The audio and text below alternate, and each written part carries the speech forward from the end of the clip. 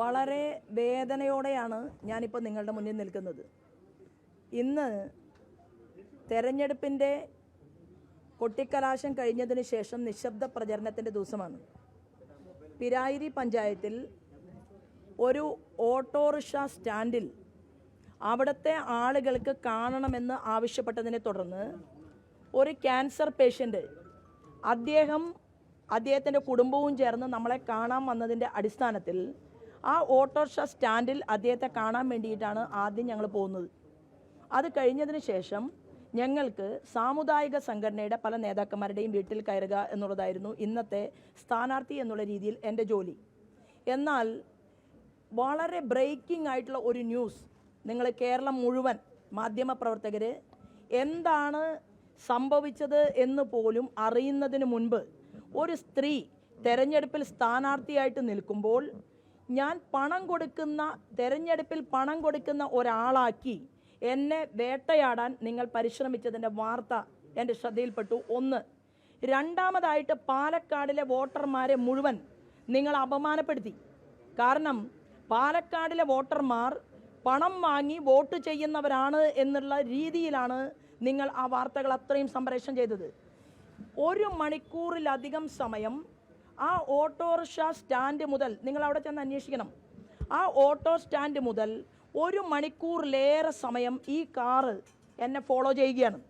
ആ കാറിനകത്ത് 2 ചെറുപ്പക്കാർ ബാക്കിലിരിക്കുകയാണ്. ഒരു സ്ത്രീ മുഖം മറച്ച് ഒരു സ്ത്രീ ഫ്രണ്ടിൽ ആ കാറിലിരിക്കുകയാണ്. ഒരാൾ വാഹനം ഓടിച്ചുകൊണ്ടിരിക്കുകയാണ്. അങ്ങനെ യാത്ര ചെയ്ത് ഓരോ സ്റ്റോപ്പിലും ഓരോ വീടിൻ്റെ മുന്നിലും ഞാൻ ഇറങ്ങുമ്പോൾ ആ കാറ് എൻ്റെ പിറകിൽ നിൽക്കുകയാണ്. എൻ്റെ ആദ്യത്തെ ചോദ്യം, എന്തിനാണ് ആ കാറ് ശോഭാ സുരേന്ദ്രനെ ഫോളോ ചെയ്തുകൊണ്ടിരുന്നത് ഇന്നത്തെ ദിവസം? ആ കാറിൻ്റെ ഫോട്ടോ ഞാൻ പുറത്തിറങ്ങി. ആ കാറിൻ്റെ ഫോട്ടോ ഞാൻ എടുത്തിട്ടുണ്ട്. നമ്പർ എൻ്റെ കയ്യിലുണ്ട്. രണ്ടാമതായിട്ട് ഇന്നലെ തന്നെ പാലക്കാടിലെ ജില്ലാ കളക്ടറുമായി ഞാനിപ്പോൾ സംസാരിച്ചു. പാലക്കാടിൻ്റെ ജില്ലാ കളക്ടറുമായി ഞാൻ ഇപ്പോൾ അല്പസമയം മുമ്പ് സംസാരിച്ചു. അപ്പോൾ ജില്ലാ കളക്ടർ എന്നോട് പറഞ്ഞത് ഇന്നലെ തന്നെ ശോഭാ സുരേന്ദ്രൻ പൈസ വോട്ടർമാർക്ക് കൊടുക്കുന്നതായിട്ടുള്ള പരാതി കളക്ടറുടെ കയ്യിൽ കിട്ടിയിട്ടുണ്ട്. അപ്പോൾ ആദ്യം പരാതി തയ്യാറാക്കി, അത് കളക്ടർക്ക് കൊടുത്തു, ഫ്ലൈയിങ് സ്ക്വാഡിനെ റെഡിയാക്കി, പിന്നെ ഒരു കഥ തയ്യാറാക്കി. ഇതെല്ലാം ചെയ്തതിന് ശേഷമാണ് ആ കാറിലെ ചെറുപ്പക്കാർ, കാറിൻ്റെ മുൻസീറ്റിലിരുന്ന വ്യക്തി, ആ വ്യക്തിയുടെ പേരും ഡീറ്റെയിൽസും അറിയാൻ വേണ്ടിയിട്ടാണ് ഞാൻ ഒരല്പസമയം വൈകിയത്.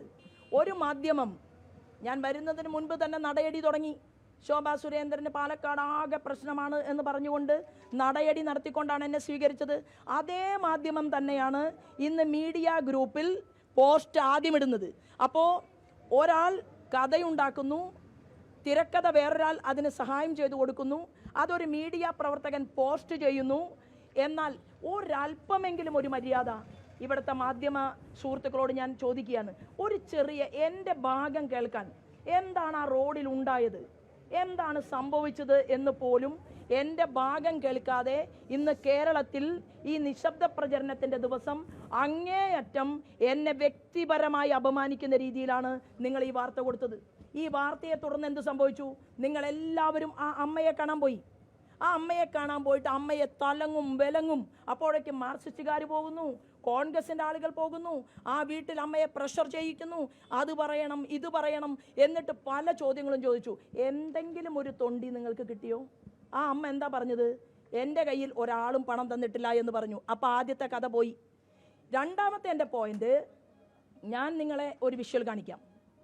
ഒരു ചെറുപ്പക്കാരൻ, ഒരു 22-23 വയസ്സുള്ള ഒരു കുട്ടി സ്വന്തം അമ്മയുടെ പ്രായമുള്ള എന്നെ നോക്കി സെക്ഷലി ഹറാസ്മെൻറ്റ് ചെയ്യുന്ന രീതിയിലുള്ള ഒരാക്ഷൻ 3 തവണ കാണിച്ചാൽ ഞാൻ കാറ് നിർത്തി അവൻ്റെ അരികിലേക്ക് ചെല്ലണ്ട എന്നാണോ നിങ്ങൾ പറയുന്നത്? ഇന്നലെ രാത്രിയിൽ ചന്ദ്രനഗർ വീടിൻ്റെ മുന്നിൽ നീ എന്താണ് വന്നത് എന്ന് ഞാൻ അവനോട് ചോദിക്കുന്നുണ്ട്. എൻ്റെ വീഡിയോയിൽ നിങ്ങൾക്ക് കാണാം. എന്തിനാണ് ഞാൻ താമസിക്കുന്ന വീടിൻ്റെ മുന്നിലേക്ക് രാത്രി 11:30 മണിക്ക് ആ ചെറുപ്പക്കാരൻ വന്നത്? ആരായിരുന്നു അവൻ്റെ കൂടെ ഉണ്ടായിരുന്നത്? അയാളുടെ പേര് ഞാൻ ഇപ്പോൾ കളക്ട് ചെയ്യായിരുന്നു.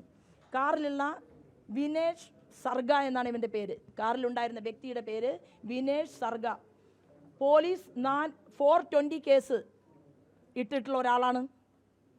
ഈ 100 കണക്കിന് ആളുകളെ ഒരു കോപ്പറേറ്റീവ് സഹകരണ സംഘത്തിലൂടെ പറ്റിച്ച ഒരാളാണ്.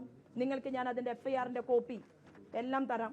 നിരവധിയായിട്ടുള്ള കേസുകളിൽ പ്രതിയായ ക്രിമിനൽ സംഘങ്ങളെ കൂടെ കൂട്ടി നടക്കുന്ന, നാട്ടിൽ പകൽ വെളിച്ചത്തിൽ മുങ്ങി നടക്കുന്ന ഒരാൾ ഒരു കാറിൽ 2 ഗുണ്ടകളെയും കയറ്റി സ്വന്തം അമ്മയ്ക്ക് തുല്യമായിട്ട് കാണുകയും ചിരിക്കുകയും മിണ്ടുകയും ചെയ്യേണ്ട ഒരു സ്ത്രീയെ വളരെ മോശമായ രീതിയിൽ ആംഗ്യം കാണിച്ചതുകൊണ്ടാണ് ഈ നിൽക്കുന്ന പ്രമിള ചേച്ചിയെ മാധ്യമപ്രവർത്തകർക്ക് കാലം എത്രയായിട്ട് അറിയാം.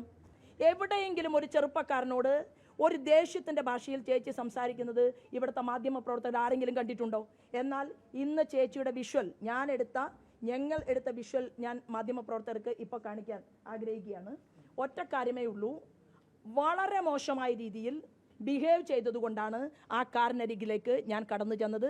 ഞാൻ തീർച്ചയായിട്ടും പറഞ്ഞിട്ടുണ്ട്, വൃത്തികെട്ട രീതിയിൽ, മോശമായ രീതിയിൽ, വളരെ ഒരു സ്ത്രീയും കണ്ടാൽ വേദനിക്കുന്ന രീതിയിൽ, അതേത് തല കെട്ടിയ കൊമ്പനാണെങ്കിലും, നിങ്ങൾക്കുമുണ്ടല്ലോ അമ്മമാർ, നിങ്ങൾക്കുമുണ്ടല്ലോ സഹോദരിമാർ, ശോഭാ സുരേന്ദ്രൻ ഡോറ് തുറന്ന് പുറത്ത് ചെന്നിരിക്കും, ഒരു തർക്കവും വേണ്ട. പക്ഷേ ഞാൻ എന്തുകൊണ്ടാണ് ഉടൻ തന്നെ ഈ ചെറുപ്പക്കാരനെ കൊണ്ട് ചെയ്യിച്ചതാണ് ഈ വിനേഷിനെയാണ് കസ്റ്റഡിയിൽ എടുക്കേണ്ടത്. ഞാൻ ആ ചെറുപ്പക്കാരനെതിരെ പോലീസ് സ്റ്റേഷനിൽ ഇപ്പോൾ പരാതി തയ്യാറാക്കിയിട്ടുണ്ട്. പരാതി ഞങ്ങൾ പോലീസിന് മെയിലായിട്ട് അയച്ചിട്ടുണ്ട്. രേഖാമൂലം ഞാനിപ്പോൾ പോലീസിനെ കാണും, പരാതി കൊടുക്കും. തെരഞ്ഞെടുപ്പിൻ്റെ ഇലക്ഷൻ കമ്മീഷന് ഞാൻ പരാതി കൊടുക്കും. ഈ ഉണ്ടാക്കിയിട്ടുള്ള വിവാദങ്ങൾ അത്രയും ഉണ്ടയില്ലാ വെടികളാണ്. ആ ഉണ്ടയില്ലാ വെടിവെച്ച് ഭാരതീയ ജനതാ പാർട്ടിയുടെ നേതൃത്വത്തിൽ വിജയം പാലക്കാട് ഉറപ്പായപ്പോൾ അത് സഹിക്കാൻ വയ്യാത്തവരാണ് ഇങ്ങനെ ഒരു കഥയുമായി പുറത്തു വന്നിട്ടുള്ളത്. എന്താണ് നിലനിൽക്കുന്ന തെരഞ്ഞെടുപ്പ് ചട്ടം എന്നറിയാതെ ആദ്യമായിട്ട് തെരഞ്ഞെടുപ്പിൽ പ്രവർത്തിക്കാൻ വരുന്ന ഒരാളല്ല നിങ്ങളുടെ ശോഭാ സുരേന്ദ്രൻ. ഇതെൻ്റെ 10ാമത്തെ തെരഞ്ഞെടുപ്പാണ്. 9 തെരഞ്ഞെടുപ്പുകളിലും നിങ്ങൾ എന്നെ കേരളത്തിൽ കണ്ടിട്ടുണ്ട്. അപ്പോൾ ഈ 10ാമത്തെ തെരഞ്ഞെടുപ്പിൽ വലിയ ഭൂരിപക്ഷത്തിൽ ഞാൻ വിജയിക്കുമെന്നായപ്പോൾ ഇന്നലെ ഒരു തിരക്കഥ തയ്യാറാക്കി കൊടുത്ത് ഇന്ന് എൻ്റെ കാറിൻ്റെ പിറകിൽ മണിക്കൂറുകൾ ഫോളോ ചെയ്യാൻ ആരാണ് അനുവാദം കൊടുത്തത്? ആരാണ് ഏൽപ്പിച്ചത്?